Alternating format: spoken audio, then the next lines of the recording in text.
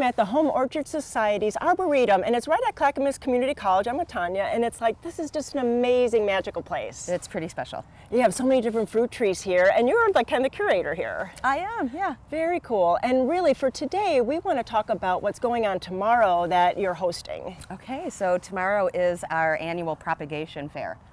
And where will that be? So that is at the Clackamas County Fairgrounds in Canby. And so I know there's a small fee to get in. So what happens with that small fee? I do get something. You do. So over the past couple of months, we have been collecting Scion wood or propagation material from at least 5 different orchards in the Pacific Northwest. Wow. So we'll have it all gathered and available for attendants to take home with them. So you said the word Scion wood and rootstock, and so we need to maybe, I don't know what that is, so Okay. tell me what it is. Great. So Scion wood is last year's growth off of fruit trees, and that is what we use to propagate and graft new trees. Rootstock is what we grafted onto. So there's 2 parts to all of our fruit trees. Okay. The Scion, or desirable variety, Okay. and then the rootstock, which is the portion that goes into the ground. And so why would I want to do that and not just go to Independent Garden Center and buy a fruit tree in a pot? So most garden centers carry about 10 to 15 different varieties. Grafting your own opens up the availability to add some diversity and have some heirloom varieties. So we'll have probably about 300 different varieties of apples to choose from tomorrow. Holy cow. And not just apples, you have all kinds of fruit. Apples, pears, figs, persimmon, kiwi, plums, grapes. Oh, man. And so, like, I don't know how to do this, and so I could take it home and do it myself, but you have experts there that can help. We do. We have a custom grafting table, and so you can purchase the rootstock for a small fee and then pick out what kind of apple or pear or that you wanted to take home with you, and then take it over to our custom grafters, and for $5, they'll graft you a fruit tree. Oh, that's amazing. Yeah. But you're going to kind of give us a little sneak peek of what we can expect to see, because you are an expert at doing this. So yes. We've been here before. So please show us how they go about grafting. Okay, great. So we have our Scion wood, and then we have our rootstock. And so with the Scion wood, basically what we're going to be doing today is called a cleft graft. Some people call it a wedge graft.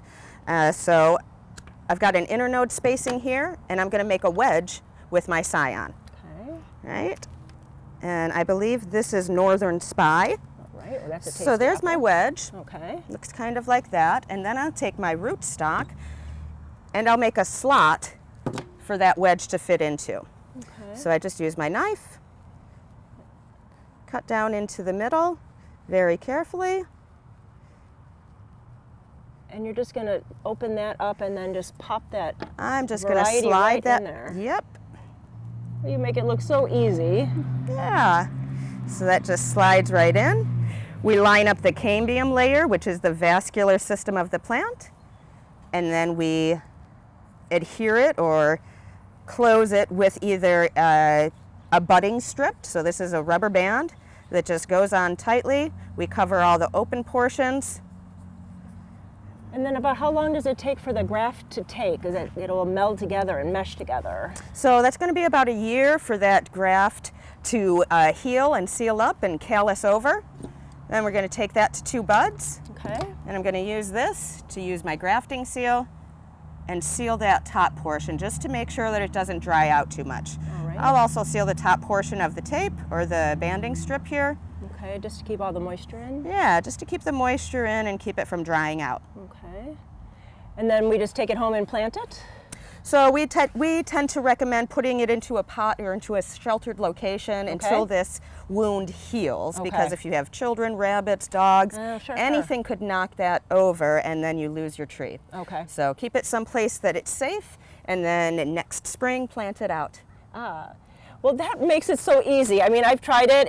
It does take a lot of practice, and so I know you're very practiced. But this event that's going on tomorrow, I think, is just incredible. And to have that amount of plants or plant stock available, it just doesn't happen. No, it doesn't. Not in all in one space. Right, We're right. fruit-growing nuts is what we are. Well, if you have any other questions, please go to Garden Time. We'll click you over to their website, and you can get the times and exact address where you can go tomorrow to get your own fruit tree.